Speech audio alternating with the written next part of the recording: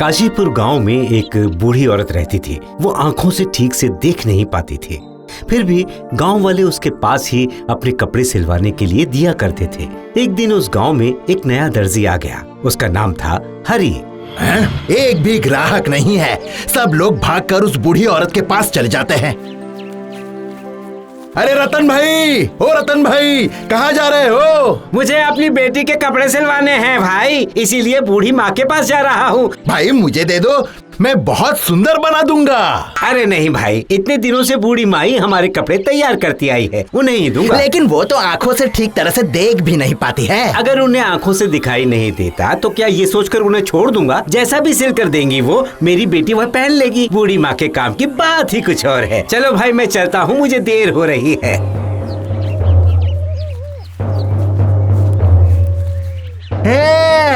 छोड़ नहीं सकता हूँ कुछ भी नहीं। दिमाग लगाकर कुछ ऐसा सोचना पड़ेगा ताकि इस हरी के जाल में वो बूढ़ी औरत फंस जाए।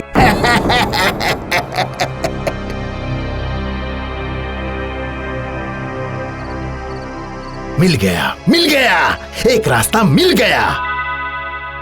उस बूढ़ी औरत को तो रात में आंखों से दिखाई नहीं देता है, इसलिए आज से ही रात में मैं उस बूढ़ी औरत के घर नए नए लोगों के नाम रख कर जाऊंगा और अपनी करामत शुरू कर दूंगा।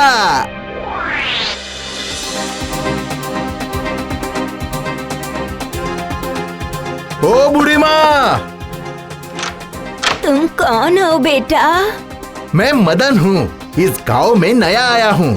आपके पास मैं कपड़े सिलवाना चाहता हूँ। ओह मदन, लेकिन बेटा तुम तो जानते हो कि मैं रात में देख नहीं पाती हूँ। तुम सुबह आ जाना बेटा। लेकिन मुझे ये कपड़े सिलवाने बहुत ही जरूरी है।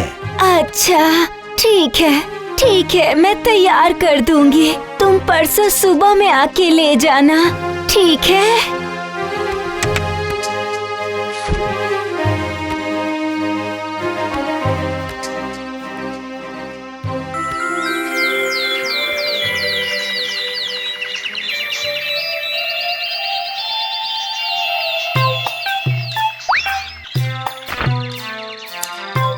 मदन के कपड़ों का काम पूरा हो चुका।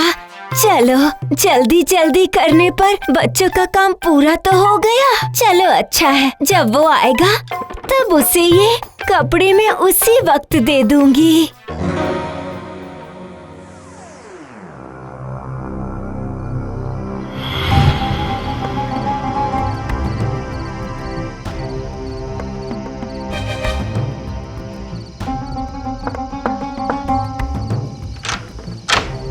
कौन है? मैं मदन हूँ। ओह मदन, तुम शाम में क्यों नहीं आए बेटा? मैंने तुम्हारा कपड़ा सिलकर तैयार कर रखा है। तो अभी दे दीजिए। वो तो मैं अभी नहीं दे पाऊंगी बेटा, मेरी आंखों से कम दिखाई देता है। तुम्हारा कपड़ा कौन सा है ये तो मैं समझ नहीं पाऊंगी बेटा। ओह, अब चिंता क्यों कर रही है, मैं खुद ढूंढ लेता हूँ। तुम ढूंढ लोगे? तो जाओ देखो, उस पोटली में रखी हुई है। तुम्हारा कौन सा है जाके ढूंढ लो।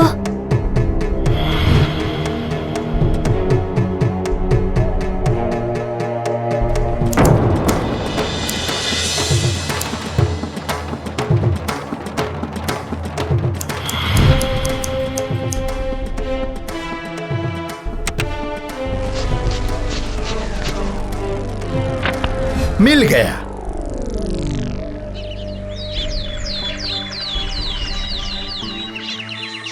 अरे सुनिए बूढ़ी माँ, मेरी बेटी के कपड़े सिल गए क्या?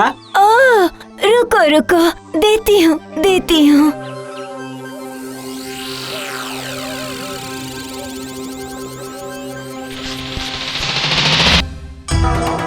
अरे ये क्या हो गया? ये सारे कपड़े तो टुकड़े टुकड़े हो गए हैं। हाय हाय हाय, अब मैं क्या करूं भगवान? मेरी इतनी मेहनत, सभी कपड़ों की सिलाई खुल चुकी है। हाय हाय हाय। क्या हुआ बूढ़ी माँ, आप इतना रो क्यों रही हैं? आप फिर से सिलाई कर दीजिए, आराम से कीजिएगा, मैं बाद में आकर ले जाऊंगा। वाह वाह, मैंने ऐसा काम किया है कि अब कोई भी इंसान उस बूढ़ी औरत के पास नहीं जाएगा। ओ रतन भाई, कपड़े नहीं मिले? अरे नहीं भाई, उन बूढ़ी माँ के सिले सारे कपड़ों की सिलाई अपने आप खुल गई थी। मैंने तो पहले ही बोला था कि मुझे दे दो। अरे नहीं नहीं, बूढ़ी माँ ने कहा कि वो दोबारा सिल देंगी। मैं चलता हूँ। अच्छा, तो मैं भी फिर से सिलवाता हूँ।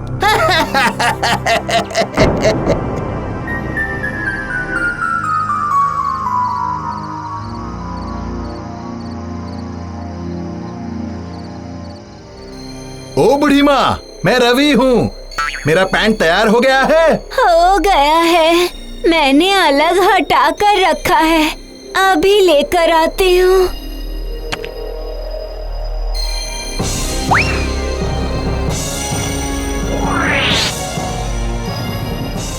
रुक जाओ, ये लो रवि। अरे ये क्या, ये लड़का कहाँ चला गया? ये तो बड़ा अजीब लड़का है।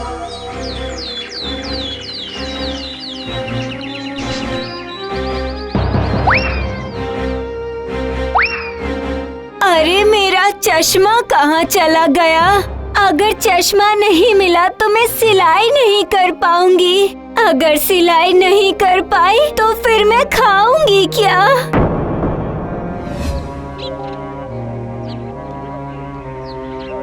बूढ़ी माँ, आपको हमारे कुछ नए कपड़े सिलने पड़ेंगे। नहीं जमींदार साहब, मैं नहीं कर पाऊंगी। ये क्या कह रही हैं आप? मेरा चश्मा नहीं मिल रहा है, इसलिए आप किसी और दर्जी से सिलवा लीजिए। मगर मेरे पास तो बिल्कुल भी समय नहीं है। 2 दिन के बाद मेरी बेटी की मुँह जुट्ठी है। ठीक है, फिर मैं उस हरी दर्जी के पास ही जाता हूँ। हाय हाय हाय, हे ऊपर वाले, मैंने आखिर क्या गलती कर दी जो आपने इतनी बड़ी सजा दी? मुझे तो पहले ही आंखों से दिखाई नहीं देता और अब मेरा चश्मा भी ले लिया। कौन मेरा चश्मा लेके चला गया? मेरा चश्मा।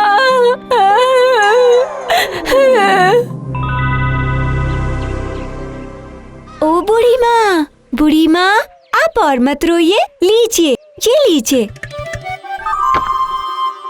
इस मशीन को जैसे ही आप बोलेंगी कि मशीन सिलाई शुरू करो, वैसे ही मशीन चालू हो जाएगी। और मशीन को बंद करने के लिए बोलोगी, ओ मशीन अब रुक रुक रुक, बस वैसे ही मशीन रुक जाएगी। क्या बोल रही हो तुम? हाँ बूढ़ी माँ, अब से आपको कोई परेशानी नहीं होगी। अब मैं चलती हूँ, ठीक है? ये कैसी लड़की है? हे भगवान, बड़ी अजीब है। ठीक है, करके देखती हूँ।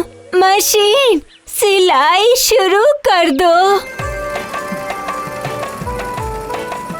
अरे बाप रे, ये क्या है? इससे तो सच में सिलाई हो रही है। ये तो जादुई सिलाई मशीन है। वाह वाह, कितना अच्छा लग रहा है। अद्भुत, जमींदार का 2 दिन का काम 1 रात में खत्म हो जाएगा। बूढ़ी माँ, मैं रात में आऊंगा, रात में।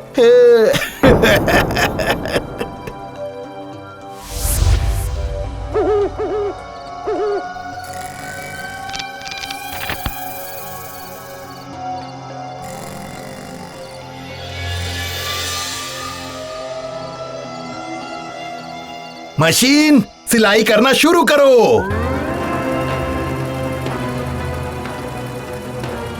मशीन का सिलाई मंत्र बोलने के बाद मशीन सिलाई करना शुरू कर देती है।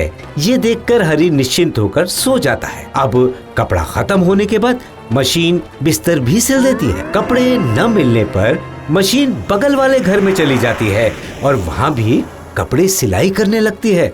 इसी तरह इस घर से उस घर मशीन चलती ही रहती है। हाय हाय, ये क्या?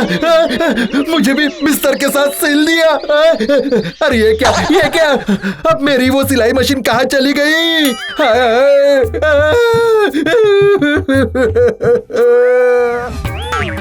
पूरे गांव में कोई कपड़े समेत तो कोई चादर से सिला हुआ होता है।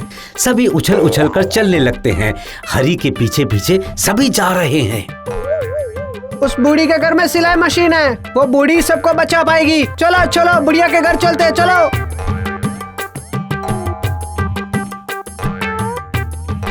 हाय रे मेरी किस्मत, एक मशीन मिली थी, वो भी चोरी हो गई।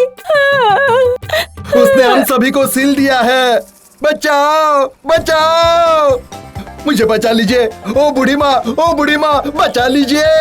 अपनी सिलाई मशीन को रुकने के लिए बोलिए, ये सब कुछ सिल दे रही है।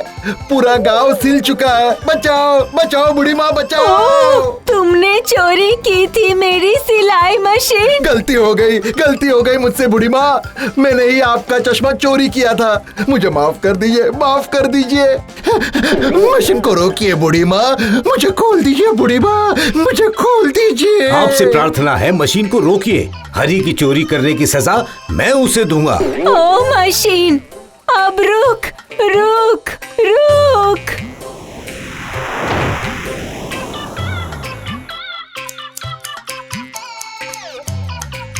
अरे सुनो, हरी को बांधो, इसे अच्छी तरह बांधना। बूढ़ी माँ, मेरे बेटे की मुंह जुट्ठी के सारे कपड़े आप ही सिलेंगी और इसके लिए आपको बहुत सारे पैसे मिलेंगे, जिससे आप नए चश्मे बना लीजिएगा। ठीक है?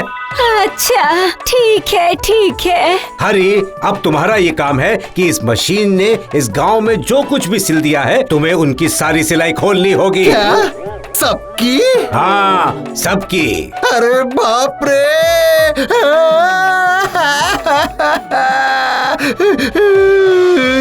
उसके बाद हरी गांव में सभी की सिलाई काटने लगा और दूसरी तरफ बूढ़ी माँ फिर से जादुई सिलाई मशीन से गांव के सभी कपड़े सिलने लगी।